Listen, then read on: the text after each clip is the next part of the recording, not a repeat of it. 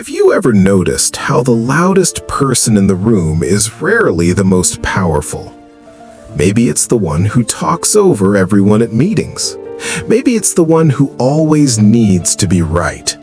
Sometimes the most dangerous trap isn't silence, it's the need to fill it. Today, I'll share a story about a girl who learned something that changed everything. She discovered that real strength isn't about being heard, it's about knowing when to speak and when to let silence do the work. Listen carefully. This might shift how you see every conversation for the rest of your life. There was a girl named Kiera who lived in a coastal town where everyone knew everyone's business. She had an older brother named Finn and a grandmother who raised them both after their parents died in a fishing accident. Life was hard, but they managed. Kiera loved her family fiercely. She'd help her grandmother sell bread at the market each morning. She'd mend the fishing nets with Finn before dawn. She'd read to her grandmother at night when the old woman's eyes grew too tired. But Kiera had a problem. She couldn't stand being misunderstood. When someone twisted her words, she'd spend hours explaining what she really meant. When neighbors gossiped about her family, she'd argue until everyone was exhausted. When teachers questioned her work, she'd defend every single choice she'd made. Her grandmother would sigh deeply. "Child, you're drowning in your own explanations." "I'm making them understand," Kiera would insist. "No," her grandmother replied softly, "you're begging them to, and that's not the same thing." Kiera didn't understand. How could making yourself clear be wrong? How could defending the truth be a waste? One day, a woman named Sable arrived in town. She was a traveling scribe who documented stories from different villages. She'd set up in the town square, and within hours, she'd upset nearly everyone. She'd write down what people said, then read it back with slight changes that made them sound foolish. She'd ask questions that seemed innocent, but were designed to trap people into contradicting themselves. People tried to correct her. They'd explain, "That's not what I meant. You're twisting my words." But Sable would just smile and write down their protests as if they were further proof of her point. The more people explained, the worse it got. She'd use their own explanations against them. Kiera watched this for 2 days, anger building in her chest like a storm. On the third day, Sable approached Kiera's bread stall. "You're the girl whose parents drowned, aren't you?" she said, writing already. "Such a tragedy.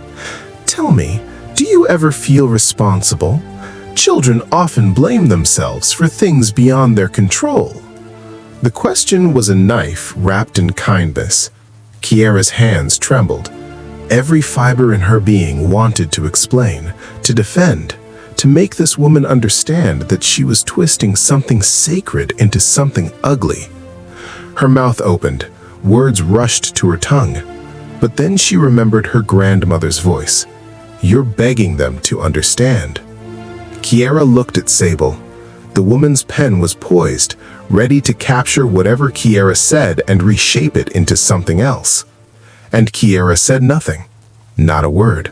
She simply held Sable's gaze for a long, quiet moment, then turned back to arranging her bread. "Did you hear me?" Sable pressed. "I asked you a question." Silence. "It's rude not to answer when someone speaks to you." Silence. Sable waited. The marketplace continued around them. People buying fish, children playing, seagulls crying overhead. But between Kiera and Sable, there was only empty air where words should have been. After what felt like forever, Sable closed her notebook. "Nothing to say?" Her voice had changed. The confidence was cracking. "I have plenty to say," Kiera replied calmly. "Just not to you." And she turned away. Not in anger, not with a dramatic exit, just a simple, dignified turn that said, "This conversation is over, because I say it is." Sable stood there, pen in hand, with nothing to write.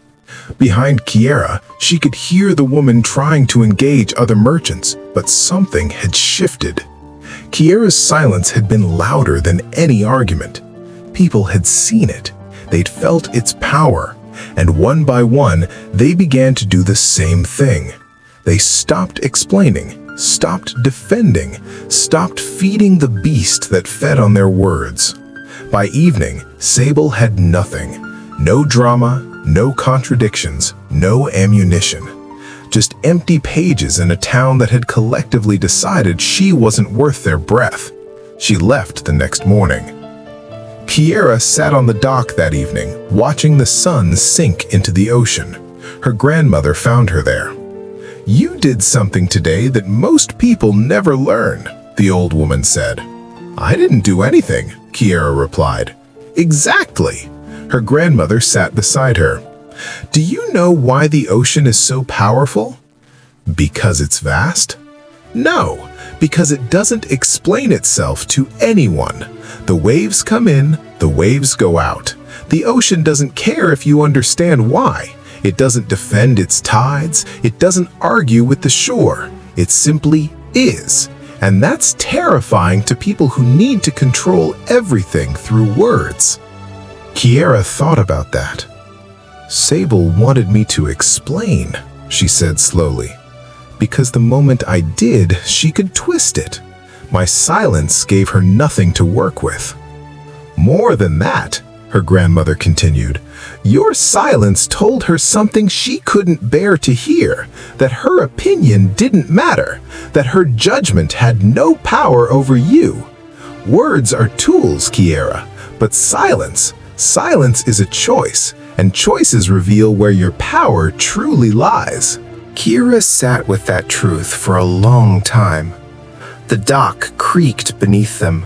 Waves whispered against the posts. "But people will think I'm weak," Kiera said. "Let them think what they want," her grandmother replied.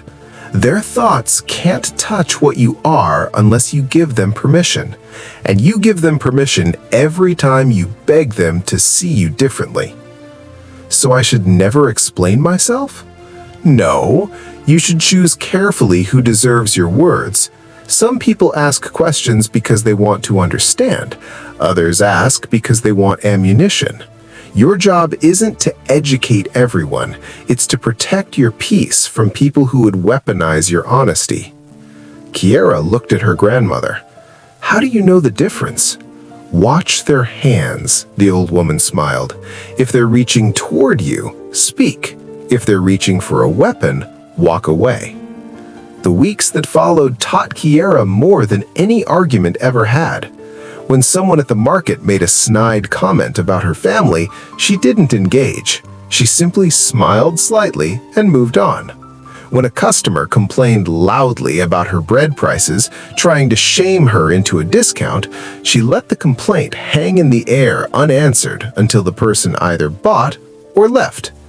When old feuds tried to pull her in, "Your grandmother said this about us," or "Don't you think it's unfair that," she offered only, "That's interesting," and nothing more. At first, it felt like swallowing stones, the urge to defend, to clarify, to make people understand. It was almost physical.